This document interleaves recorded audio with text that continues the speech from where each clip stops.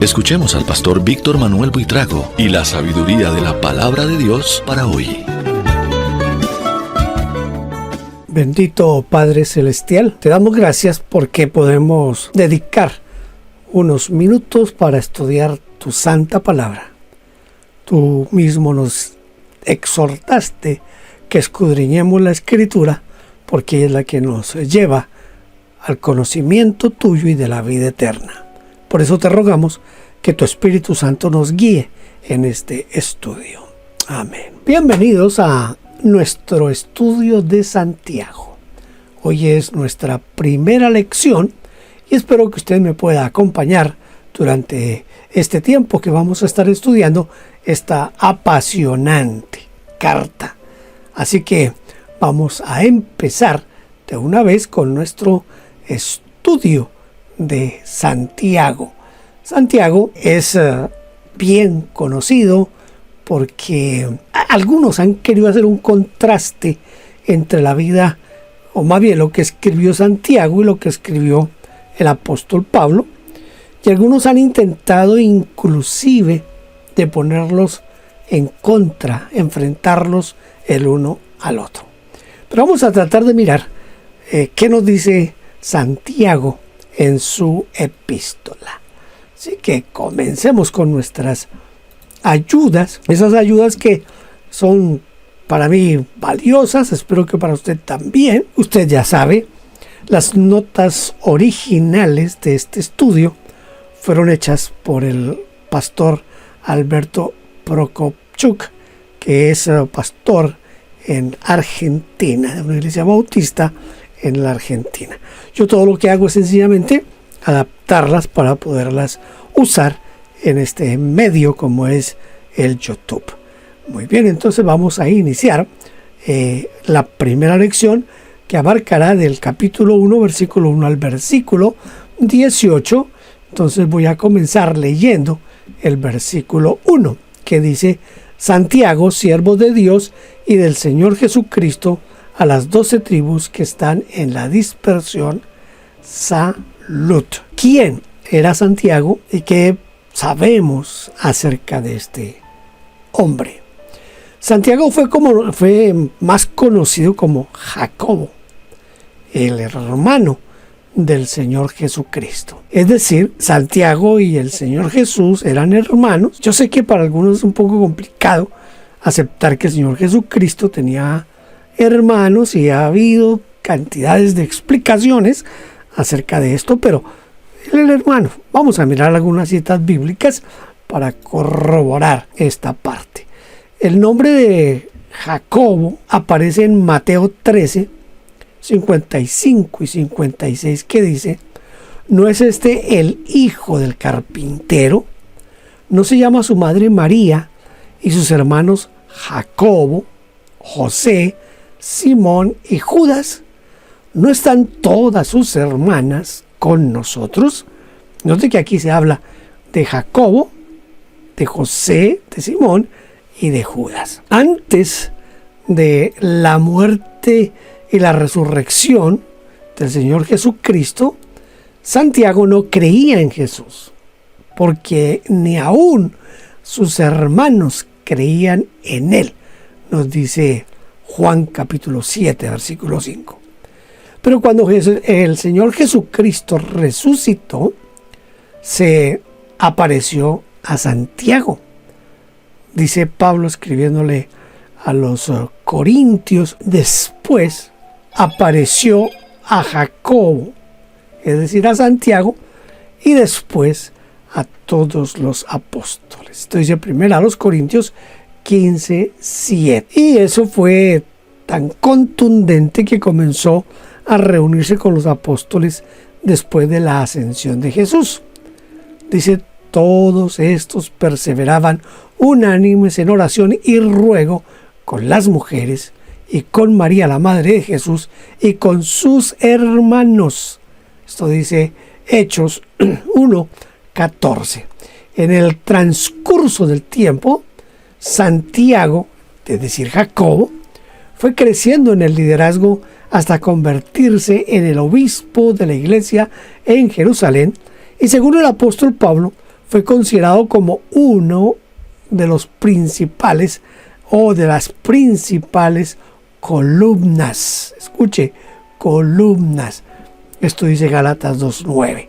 Su importancia fue tan grande que Pedro, cuando fue liberado de la cárcel, pidió que primero notificaran a Santiago de lo que había ocurrido. Esto dice Hechos 12:17. Y durante el concilio de Jerusalén, la última palabra la tuvo Santiago con la decisión final. Hechos 15:13-29. Allí hubo un concilio porque se estaba obligando a los gentiles a que guardaran todas las normas de los judíos, y se fue a discutir que era lo único que se requeriría de los gentiles. Según nos cuenta Josefo, que se ha llamado historiadores de los judíos y también de los primeros tiempos de la iglesia, pues se habla de Josefo, nos habla que el sumo sacerdote Ananus o Anás reunió el consejo judicial e hizo comparecer ante él al hermano de Jesús llamado el Cristo. Santiago era su nombre, y a algunos otros, y bajo el cargo de haber ellos violado la ley, los entregó para que fuesen apedreados. De esta manera, Santiago murió como un mártir, igual que Esteban, al principio de la historia de la iglesia. Esto es lo que nos dice el historiador Josefo en relación a Santiago. ¿A qué tribus se dirige? ¿A qué dispersión es a la que se refiere aquí Santiago? Se refiere a las 12 tribus de Israel, es decir, a Judá, Simeón, Rubén, Benjamín, Dan, Efraín, Manasés, Isaacar, Zabulón, Gad, Aser y Neftalí. Después de la división del reino entre las tribus de Israel y de Judá, el reino de Israel, que representaba a 10 tribus, fue transportado a Nínive, bajo el imperio de Asiria, y lo mismo ocurrió con Judá cuando fueron llevados cautivos a Babilonia. La tribu de Judá pudo regresar a su tierra, pero las demás tribus desaparecieron. De esta manera, Israel se dispersó y vivió en el exilio, formando comunidades que conservaban sus tradiciones. Este proceso fue llamado la diáspora. La diáspora. Y significa dispersión, desparramiento. A estas comunidades dispersas en todo el Imperio Romano fue destinada esta epístola, y lo hace en un griego culto y rico, pero el estilo literario es rabínico, con muchos hebraísmos, es decir, que es semejante a un collar de perlas, con una sucesión de frases independientes y entrelazadas entre sí. Tremendo esto, ¿verdad?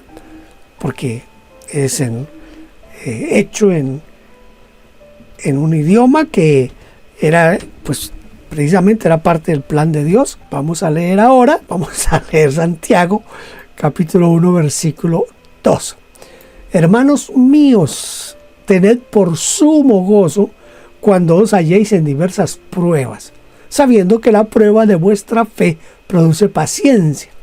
Mas tenga la paciencia su obra completa, para que seáis perfectos y cabales, sin que os falte cosa alguna. Cuando yo leo este texto, recuerdo a un evangelista por ahí en los años 80, que él decía: cuando yo necesito que la paciencia se fortalezca en mí, entonces yo oro y le pido a Dios que me mande pruebas. Que me mande pruebas fuertes, porque entre más fuertes sean las pruebas, pues mayor será la paciencia que voy a lograr. Bueno, Yo personalmente no estaba de acuerdo con él, pero es lo que nos dice aquí Santiago, que la prueba produce paciencia. Entonces, ¿qué debería alegrarnos muchísimo? ¿Y por qué? Bueno, hace unos días mi hijo me decía que había cristianos que parecían más bien como masoquistas. Quizás se refería a esto. Santiago nos dice aquí que si nos hallamos en diversas pruebas, deberíamos tener sumo gozo. Sin embargo, para ser honestos, esta sería nuestra última reacción. Porque las pruebas nos perturban, nos atemorizan, nos deprimen, nos angustian. ¿Y por qué entonces deberíamos alegrarnos? ¿Ah? ¿Por qué? No, como que no hay una razón. Santiago responde que la prueba de vuestra fe produce paciencia. Produce paciencia, es decir, determinación, constancia, aguante. Porque solamente con determinación, constancia y aguante podremos lograr nuestros objetivos y concluir victoriosos nuestra carrera cristiana. Sin las pruebas seríamos flojos, pusilánimes. ¿Cómo es probada nuestra fe? El apóstol Pedro, no Santiago, el apóstol Pedro dice que la fe se prueba con el fuego. Esto dice en la primera carta de Pedro 1:7. Esto significa que si la fe que uno piensa que tiene se quema y desaparece, pues no ha sido una fe verdadera. Ha sido una suposición o una presunción o de pronto un convencimiento mental que uno tiene fe. Como dijo Pablo en 1 Corintios 3:13, y la obra de cada uno cual sea, el fuego la probará. ¿Cuál es el resultado final de las pruebas? El resultado final de las pruebas no será solamente para hacernos espiritualmente más fuertes, no, sino también para que lleguemos a ser perfectos, cabales, sin que nos falte cosa alguna. Otras traducciones de la Biblia dicen para que sean hombres completos y auténticos, sin deficiencia alguna. Esto dice la Nueva Biblia Española.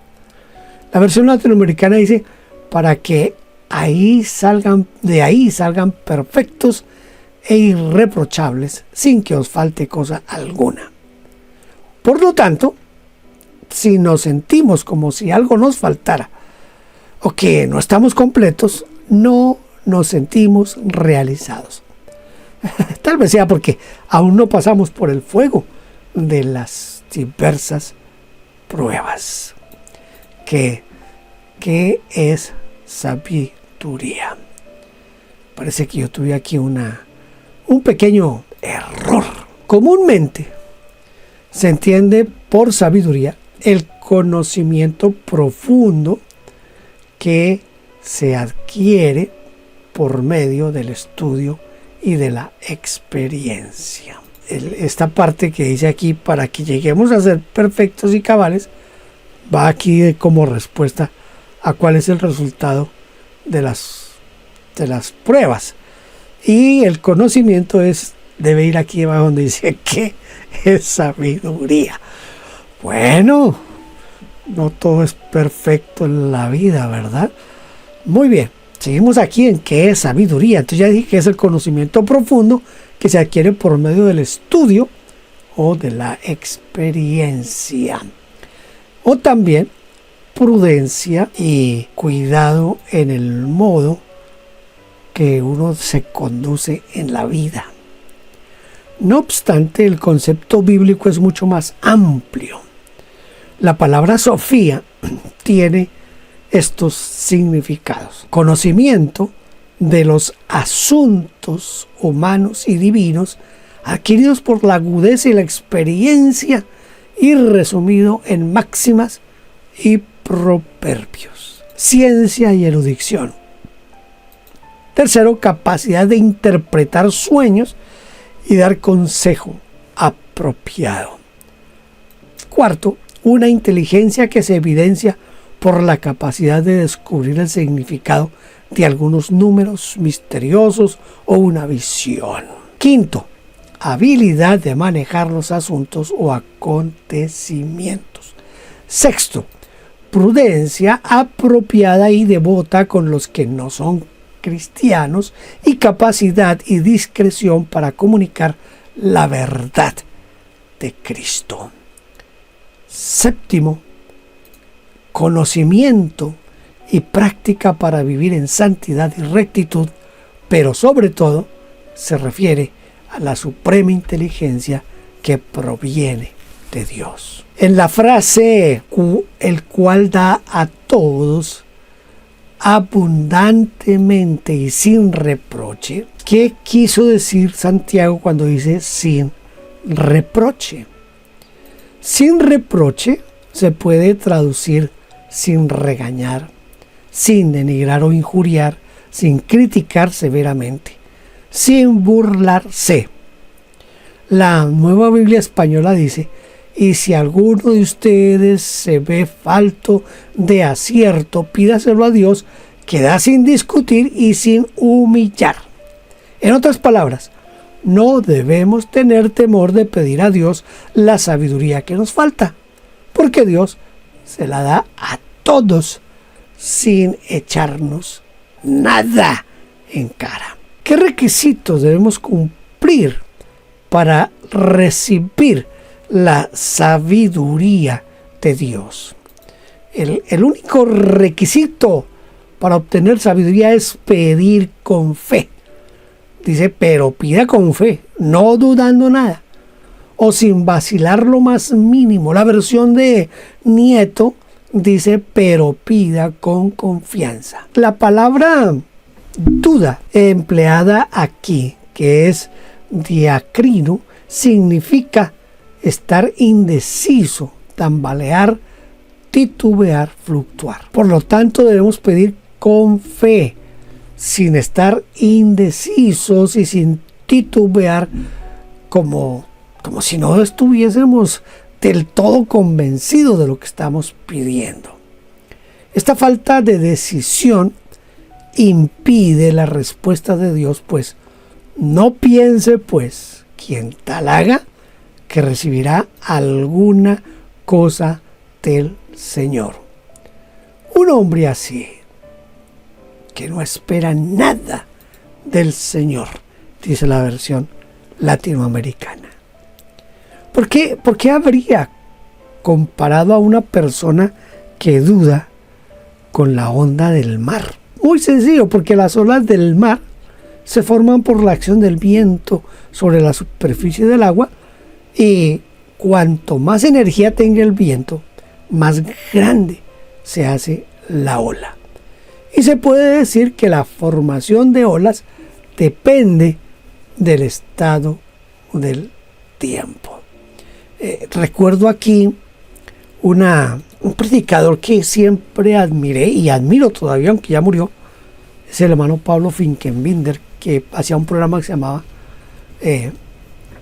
Un mensaje a la conciencia. Y recuerdo en una de las primeras predicaciones o mensajes que él predicó, que yo escuché, hablaba de la diferencia entre el termómetro y el termostato. Entonces él decía que el termómetro nos indica la temperatura y el termómetro sube y baja de acuerdo a la temperatura. El termostato lo que hace es controlar la temperatura. Usted lo usa en la nevera, lo usamos en nuestras casas cuando tenemos calefacción o aire acondicionado. Nosotros fijamos en qué temperatura queremos tener nuestra casa. Usted cuando va a hornear una torta, usted controla la temperatura del horno. Usted le dice al horno, yo quiero, ahí está usando usted el termostato. El termostato controla la temperatura. El termómetro sube y baja de acuerdo a la temperatura. ¿Por qué recordé ahorita esto? Porque las olas del viento, las olas del mar, son formadas por el viento. Entonces, de acuerdo a la intensidad del viento, se forma la ola o no se forma la ola. Es decir, que hay un factor externo que va a funcionar en que sí o no. Y lo que está diciendo aquí Santiago en este momento es que nosotros no podemos actuar de esa manera. O sea, usted y yo no podemos tener fe de acuerdo a las circunstancias que nos rodeen. La fe, la fidelidad a Dios debe ser independiente de las circunstancias que a nosotros nos rodean. ¿Entiende eso? Cuando una persona se deja llevar por la presión del viento de las dudas, se vuelve inestable. Algunas veces está arriba e inmediatamente se precipita hacia abajo. Se eleva hasta tocar a Dios y luego se baja hasta tocar el infierno de la más oscura depresión. Nuestra vida cristiana, por el contrario, debe ser semejante. Escuche, a veces nosotros leemos la Biblia y no le ponemos suficiente atención. Cuando el Señor está terminando el sermón de la montaña, termina con una ilustración de de dos hombres, uno que edifica su casa sobre la arena y otro sobre la roca. Entonces, nuestra vida debe estar edificada sobre la roca, de tal manera que aunque descienda la lluvia, se crezcan los ríos y soplen los vientos y que todo golpee contra aquella casa, que no se caiga, porque está fundada sobre la roca. Santiago, capítulo 1, versículo 8. Santiago 1:8 nos dice lo siguiente: el hombre de doble ánimo es inconstante en todos sus caminos. Doble ánimo. ¿Qué significa esto del doble ánimo? ¿Qué significa y qué produce el doble ánimo? Mire, el hombre de doble ánimo o de doble mente es el que está interiormente dividido. Es, en otras palabras, el hombre indeciso, vacilante, ambiguo, dubitativo, inseguro, irresoluto, impreciso, cuestionador, que da la impresión que nunca está seguro de nada. Ese hombre precisamente se vuelve inconstante en todas las cosas que emprende. No sigue un rumbo fijo, dice la Nueva Biblia Española. Los trabajos que emprende los abandona al poco tiempo. Las carreras las deja inconclusas. Su asistencia a la iglesia se vuelve esporádica. Sus amistades duran poco. Sus promesas no se cumplen nunca. Por eso cuando uno se decide por Cristo, debe hacerlo de manera total y definitiva, si es que quiere llevar una vida cristiana plena y abundante, ¿no? Las medias tintas, escuche, las medias tintas son incompatibles con el reino de Dios. Vamos a tratar de memorizar Santiago 1:2. No está difícil, está muy fácil. Lo hemos repetido muchas veces en nuestra vida cristiana, pues aprendámoslo ahora de memoria. Hermanos míos, tened por sumo gozo cuando os halléis en diversas pruebas, sabiendo que la prueba de vuestra fe produce paciencia. Mas tenga la paciencia su obra completa, para que seáis perfectos y cabales, sin que os falte cosa alguna. Lo podemos de pronto repetir, ¿verdad? ¿Quiere repetirlo? Hermanos míos, tened por sumo gozo cuando os halléis en diversas pruebas, sabiendo que la prueba de vuestra fe produce paciencia. Mas tenga la paciencia su obra completa, para que seáis perfectos y cabales, sin que os falte cosa alguna. Santiago 1:2. Gracias por haber estado aquí conmigo en esta primera lección de Santiago. Los espero para la lección número 2. Dios la bendiga. Gracias por vernos. Déjenos su huella suscribiéndose y comentando. No olvide campanita y compartir. Dios le bendiga.